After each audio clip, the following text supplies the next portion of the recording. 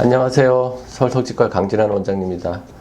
오늘은 이제 우리가 제3대구치, 보통 사랑니라고 하는 것, 이것에 대해서 한번 알아보는 시간 갖도록 하겠습니다.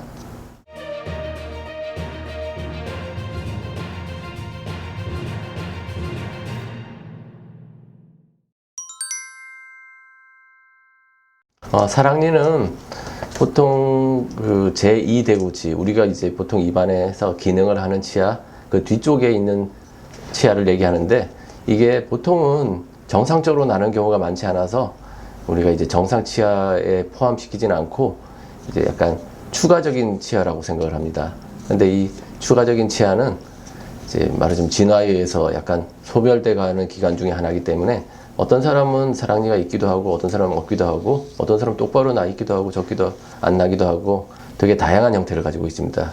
그리고 이 사랑니라고 하는 이름이 붙은 이유는 보통 이제 두 번째 어금니가 만 12세 정도에 나오는데 이 세 번째 어금니인 사랑니는 약 18세 정도, 그 정도에 이제 나기 시작하기 때문에 보통 그 나이 정도면 옛날에는 결혼도 하고 이성에 대한 관심도 많고 남성, 여성으로서의 그런 사랑에 관련된 생각을 많이 하는 시기이기 때문에 그걸 이제 사랑니라고 하는 것 같습니다.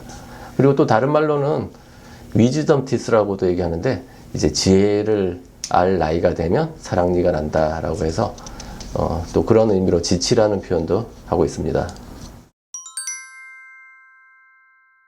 방금 말씀드렸던 것처럼 이제 우리 몸에서 퇴화되는 조직 중에 하나이기 때문에 이제 말하자면 진화가 많이 된 사람, 진화가 많이 됐다는 것은 턱이 작은 사람, 이런 사람이라고 할 수 있겠죠. 그런 경우는 사랑니가 아예 존재하지 않는 경우도 있습니다. 그리고 한 사람 내에서도 오른쪽은 사랑니가 있지만 왼쪽은 없는 경우도 있고, 되게 다양한 형태를 가지고 있기 때문에 사실 그 뼛속에 묻혀있는 사랑니 같은 경우는 본인이 사랑니를 가지고 있다는 사실 자체도 잘 모를 수 있기 때문에 병원에 가서 우연히 엑스레이 같은 걸 찍어보고 발견하는 경우도 꽤 있습니다. 사랑니는 아까도 방금 말씀드렸지만 턱뼈가 아주 큰 경우라면은 사랑니가 온전하게 나서 정상적인 기능을 할 가능성도 굉장히 높습니다. 하지만 대부분의 경우 현대인들은 원시 사람에 비해서 턱이 굉장히 작기 때문에 이 사랑니가 충분히 기능을 할 수 있을 정도로 나는 경우는 생각보다 그렇게 많지는 않고, 나 있다고 하더라도 관리하기가 어려울 정도로 약간 좀 불편한 상태로 나 있는 경우가 되게 많습니다. 그래서 대부분은 이제 사랑니 때문에 염증을 일으킨다든지 문제를 일으켜서 사랑니를 발치하는 경우가 되게 요새 현대는 굉장히 많은 편인 것 같습니다.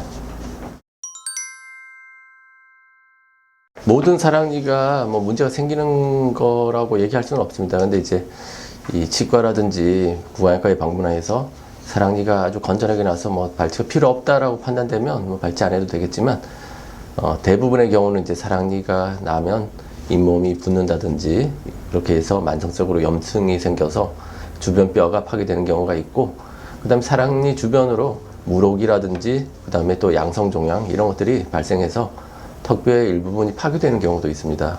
그 다음에 사랑니에 생긴 충치, 잇몸 질환 이런 것들은 입안에 이제 구취, 입냄새를 유발해서 불쾌감을 유발할 수도 있고, 그런 걸 통해서 이 사랑니 때문에 이 주변 치아가 상하는 경우가 자주 있습니다. 주변 치아의 잇몸이 나빠진다든지 주변 치아에 충치가 생겨서 사랑니를 발치해야 될 때 이 앞에 치아도 치료해야 되는 경우도 같이 생길 수 있고, 심한 경우에는 사랑니와 그 사랑니 앞에 옆에 치아를 동시에 발치하는 경우가 생기는 경우도 있습니다.